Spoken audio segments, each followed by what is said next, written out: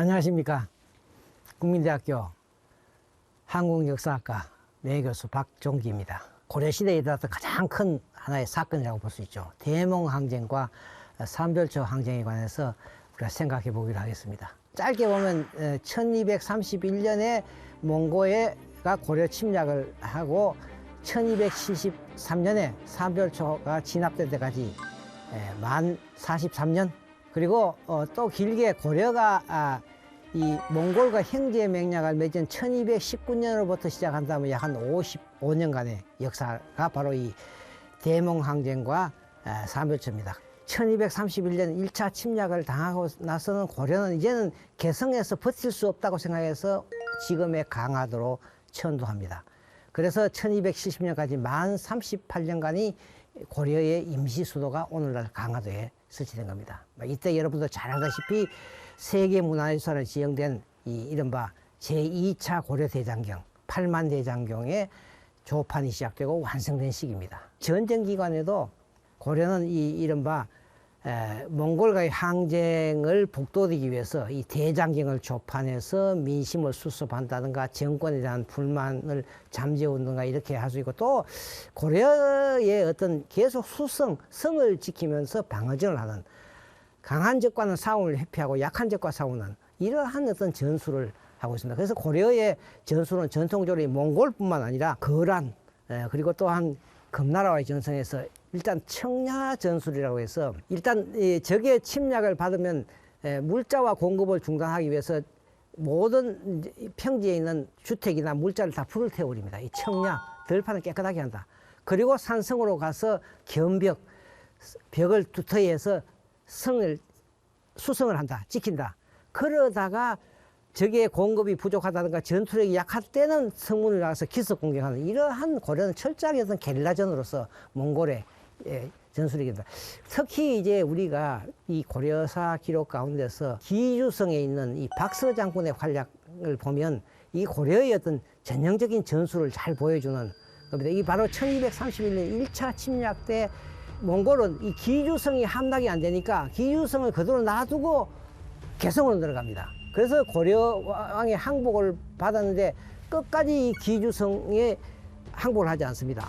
이 상당히 재밌는 기록은, 그때 몽고의 70세 되는 장수가 있는데, 이 장수가 이 전투를 보고 나서 탄식해서 뭐냐면, 내가 총각 때 머리를 묶고 전쟁을 했는데 아마 뭐 한 50년 전투에 천하의 이 성을 공격하는 것을 여러 번 봤는데도 이같이 몽골의 공격에도 항복하지 아니하는 것을 보지 못했는데, 항복하지 않은 이 기주성의 장군들은 나중에 큰 훌륭한 인물이 될 것이라고 말했다는 거죠.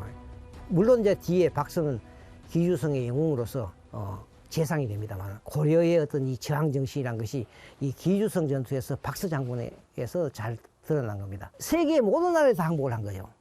그런데도 고려가 이 30년 동안 항복하지 않고 버틴 원인이 어디에 있는가? 대몽항쟁 중에도 고려 무신정권이 갖고 있는 대단히 유연하고 끈질긴 외교 전술입니다. 몽골도 무한전 전쟁을 할 수 없기 때문에 몽골은 뭐냐면 국왕이 직접 몽골 황제에게 머리를 조아려라, 친조하라, 강화도에서 개경으로 환도하라, 친조와 환도라는 두 가지 요구를 처음부터 내세웁니다. 고려는 결과적으로 이것을 국왕이 가는 것이 태조가 가고, 또 고려는 먼저 몽골군이 철수해야 우리가 개경을 환도한다. 그래서 결과적으로 몽골군이 먼저 철수하고 난 다음에 고려는 그때 개경으로 가는, 때로는 몽골과 타협을 하고 또 한편으로도 강경책을 쓰는 이런 유연하고 끈질긴 외교 전술을 통해서 결국은 이 항쟁이 지속화되다, 이렇게 볼 수 있고, 또 당시에 몽골이 주전선은 양자강 이남 지역에 있는 남송정벌이 있습니다. 몽골은 이 남송정벌이 더 화급한 문제였고, 그렇기 때문에 이 고려를 침입한 것은 혹시 남송정벌을 향하는 고려가 몽골을 공격할까, 그것을 두려워해서 일종의 어떤 후고지환을 우려한 견제책으로 고려 침입을 한 그런 측면을 갖고 있습니다. 결과적으로 이 항전, 이 38년간 지속된 무신정권이 몰락은 되었지만은 지나치게 무리한 장기 항전, 그리고 또 무신 정권이 정권을 유지하기 위한 강화 천도, 뭐 이런 것으로 인해서 민심이 이제 크게 이반되어 버렸다. 그래서 사실은 이 대몽 항쟁은 우리가 이제 상당히 이 몽골에 대한 어떤 저항 운동이다. 전 국민이 몽골의 침략에 저항한 아주 빛나는 전투다. 상당히 높이 평가합니다만은 사실은 이 대몽 항쟁의 의미는 그야말로 세계 최강의 몽골군의 어떤 일방적인 침략에도 굴하지 않고 고려 왕실의 정체성을 지키는 전쟁이다. 이런 것이 하나 대몽 항쟁의 큰 의미다. 이게 나중에 이제 충선왕이 책봉을 받을 때 몽골 황제가 고려에 보낸 이 교서에 보면 지금 천하에서 자기 백성과 왕조 사직을 가지고 왕노를 한 국가는 오직 4만 뿐이다 이런 얘기를 합니다. 몽골이 천하를 정벌했지만은 이 고려만이 아직도 자기의 고려의 국체 정체성을 지키고 국왕이 존재하는 것은 고려밖에 없다. 이런 얘기를 하는 거죠. 형식적으로 물론 몽골이 고려 국왕을 임명합니다만 이렇게 고려가 남을 수 있었던 것은 바로 이 끈질긴 대몽 항쟁, 이것 때문에 몽고가 함부로 고려를 할 수 없었던 것이다. 예를 들면 1260년에 고려 태자, 나중에 원종이 됩니다. 태자가 몽골의 쿠빌라이를 만나러 갔을 때 쿠빌라이가 무슨 얘기를 합니까? 고려는 만리가 되는 큰 나라다. 사실은 고려가 만리가 되지 않죠. 그만큼 이 고려의 어떤 강하다는 것을 이렇게 표현한 거죠. 옛날 당나라 태종도 정복하지 못했다. 그런데 고려의 태자가 왔으니 하늘의 뜻이다. 이런 얘기를 하거든요. 그만큼 고려의 이 대몽 항쟁이 몽골에게 강한 어떤 인상을 날린다. 쿠빌라이는 태자에게 고려는 고려의 풍속을 그대로 유지해라. 이른바 불계 토풍, 토풍이라는 것이 고려의 토속적인 풍속을 고치지 않겠다. 고려는 고려의 정체성을 유지해라. 대몽 항쟁이 갖고 있는 어떤 의미가 뭐냐면 고려의 정체성, 고려의 어떤 풍속을 그대로 유지할 수 있었다. 이 대몽 항쟁이 끝나고 나서 그 다음에 사실은 고려는 특히 고려의 국왕들은 이 무신 정권의 폐단을 하도 짓누르기 때문에 원종이 즉위하고 나서는 고려의 국왕과 무신 집단은 철저하게 친몽골적인 친원적인 입장으로 바뀝니다. 그러면서부터 사실은 이 고려의 국왕과 관료 집단은 몽골과 좀 더 밀착되어 갔지만 거기에 반발하는 무신 정권 이래 대몽 항쟁을 했던 군인들은 다른 생각을 갖고 있는 거죠. 이런 생각이 바로 이 삼별초 항쟁이라는 것을 낳게 된 겁니다.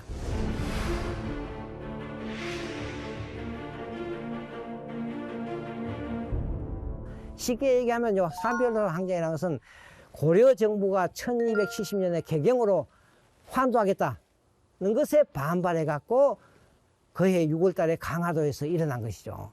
그래서 왕족을 왕으로 내세우고 새로운 정부를 구성합니다. 이걸 흔히 우리가 진도 정부를 합니다. 이 사람들은 1270년 8월 달에 진도로 가서 거기에서 성과 궁궐을 쌓고 항쟁을 이어갔던 겁니다. 그리고 이제 이게 1271년 5월, 그러니까 한 9개월 정도 진도에서 어쩌다 고려와 몽골 연합군에 의해서 진도가 점령되자 다시 제주도로 옮겨서 1274년 4월 진압될 때까지 약 2년간 제주도에서 삼별초 정권이 유지되고 있다는 거죠. 그럼 이 삼별초라고 하는 것은 언제 생겨진 것이냐? 바로 이 1219년에 몽골과 형제 맹약을 맺고 나서 당시 권력자 최우라고도 합니다. 나라에 도적이 많다 해서 도적을 막겠다 해서 밤에 군대 야별초를 만듭니다. 그리고 이게 나중에 1252년 몽골 침략이 본격화하면서부터 좌우별초로 나뉘어졌고, 몽골 전쟁에서 포로로 잡혀갔다가 도망쳐온 군사로 신의군을 조직해서 좌우별초와 신의군을 합쳐서 세 개의 별초다. 그래서 삼별초라고 합니다. 몽골과의 전쟁이 시작할 때는 고려의 공병은 하고 또 무신 정권이 권력을 장악하면서 고려의 공병은 사실상 무너져 버립니다. 바로 삼별초가 갖고 있는 이런 어떤 최씨 정권의 사병이라는 성격과 실질적으로는 몽골 대몽 항쟁을 지휘하는 국가의 공병이라고 하는 두 가지 성격이 결과적으로 이 삼별초 항쟁에도 나타나고 있다고 말씀드릴 수 있습니다. 그럼 왜 삼별초가 처음에 강화도에서 진도를 근거지로 했을까? 서남해 지역 경상도와 전라도 지역의 조응선이 세금을 받은 조응선이 반드시 거쳐가는 것이 바로 이 진도입니다. 바로 이러한 것이기 때문에 이 경제적인 물자를 확충하는 데는 아주 최요충지다. 이런 것이 진도를 택하게 되는 원인이다. 당시에 보면 고려정부가 문서에도 이 삼별초가 진압하고 나서 전라도와 경상도의 조세와 곡물이 이게 올라오질 않는다. 그래서 이제는 어떻게 하느냐. 이제는 종운이 안 되니까 육지로 보내라. 이런 얘기가 할 정도. 그렇기 때문에 이 삼별초 정권이 진도를 장악했다는 것은 고려 정부에게 상당한 타격을, 재정적인 타격을 줄 뿐만 아니라 또 몽골도 이 고려의 항복을 받았지만 고려 지배에도 상당한 지장을 주는 아주 전략적인 요충지를 장악합니다. 그렇기 때문에 이 당시에 보면 삼별초군이 진도만 장악한 것이 아니라 진도를 장악하면서부터 경상도, 김해, 밀양, 남해, 거제도, 하포 이 모든 지역에 있는 해안부록이 삼별초의 권력에 들어가 버린 거죠. 그래서 심지어는 뭐 어떤 이 군전에서는 여기가 고려 정부인 줄 알고 진도에 조세를 바치러 올라온다든가 이럴 정도로 사실은 이 진도에 있는 삼별초 정권이 고려 정부에 상당히 위협이 됐다. 이제는 이 진도를 점령한 삼별초를 진압하지 않으면 고려의 재정적인 타격, 더 궁극적으로는 몽골의 고려 지배에 큰 타격을 입다고 생각하니까 몽골은 즉시, 그러니까 바로 진도 정부가 들어서면서 9개월 만에 이 진도가 즉시 진압되어 버린다는 거죠. 이런 점에서 보면 이 삼별초 항쟁이 당시 고려와 몽골에 던져준 충격은 대단히 큰 것이다. 그러면 우리가 이 삼별초 항쟁을 어떻게 봐야 될 것인가 하는 문제가 남습니다. 저는 이 삼별초 항쟁은 대단히 복합적인 것이다. 개경으로 환도하면서부터 이 삼별초 군적이 전부 다 이 몽고에 올라갑니다. 이것이 두려워서 이 사람들이 항쟁을 일으키게 되는데, 오랑캐 몽골 군사가 대거 침략했다. 인민을 살육했다.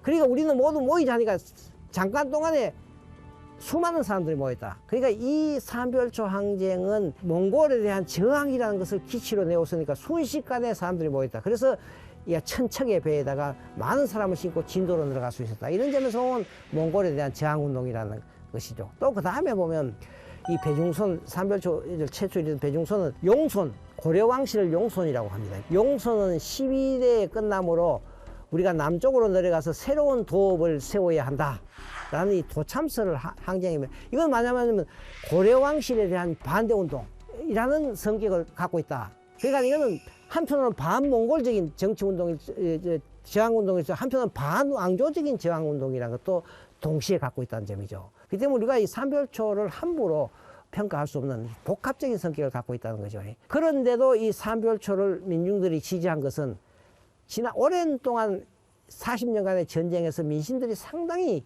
시달렸다. 장기 항쟁을 하면서 당시 몽골에게 물자와 전략적인 물자를 빼앗기기 이전에 주민들을, 육지에 있는 주민들을 전부 다 산성이나 바다 섬으로 들어가서 거기에서 몽골의 침략을 피하라고 얘기합니다. 자기 근거지에서 농사를 짓고 거기에서 생활을 해야 되는데 산성 해도로 들어가는 이 정책이 당시 농민들에게 상당한 불만을 가르쳐줬다. 고려의 지배층들은 국왕과 무신 정권은 강화도로 갔지만 이 육지에 있는 이 백성들은 그야말로 몽골 침략에 거의 무방비 상태가 되는 거죠. 고려 정부나 몽골에 대한 반감을 가지고 이러한 백성들의 어떤 반감이 삼별초 운동에 그대로 이 반영이 된 것이다. 이렇게 우리가 볼 수 있습니다. 또 한편으로는 몽골 입장에서 볼 때는 이 삼별초 운동을 계속 그대로 방치할 경우에는 이 삼별초가 내세웠던 반몽골, 반왕조적인 저항운동에서 민이 상당히 호응을 하기 때문에 앞으로 이것이 더 방치했을 경우는 일반민의 대대적인 저항운동이 다시 일어날 것이다. 이런 점에서 이 몽골과 고려군은 전격적인 진압작전을 펼 수밖에 없었다. 그 다음에 또 하나는 삼별초 항쟁이 갖고 있는 국제적인 하나의 어떤 전략적인 국제적인 어떤 관계입니다. 몽골은 궁극적으로 일본과 송나라를 정벌해야 한다. 이 삼별초 항쟁이 난 1270년에서 73년 아직도 송나라가 1279년에 망하기 때문에 아직까지도 송나라가 그대로 건재하고 있다. 그렇기 때문에 몽골 입장에서 보면 이 삼별초 항쟁을 그대로 두었을 경우에는 궁극적으로 일본과 송나라와 삼별초가 연합됨으로써 몽골의 동아시아 패권에 상당한 지장을 가질 수 있다. 바꿔 얘기하면 일본과 삼별초 송나라로 이어지는 반몽골 국제전선이 구축될 것이다. 이런 점에서 몽골 정부와 고려 정부는 무리하게 이 전쟁을 진압할 수밖에 없다. 그렇기 때문에 이 삼별초 항쟁은 대단히 국내 국외적인 복합적인 요소를 갖고 있는 항쟁이다, 이렇게 볼 수 있고, 이러한 것이 고려의 어떤 이후 역사 전개, 원의 고려 지배에도 상당한 영향을 미쳤다, 이렇게 볼 수 있겠습니다. 오늘은 이 삼별초 항쟁 그리고 대몽 항쟁에 관해서 우리가 생각해 보았습니다. 대단히 감사합니다.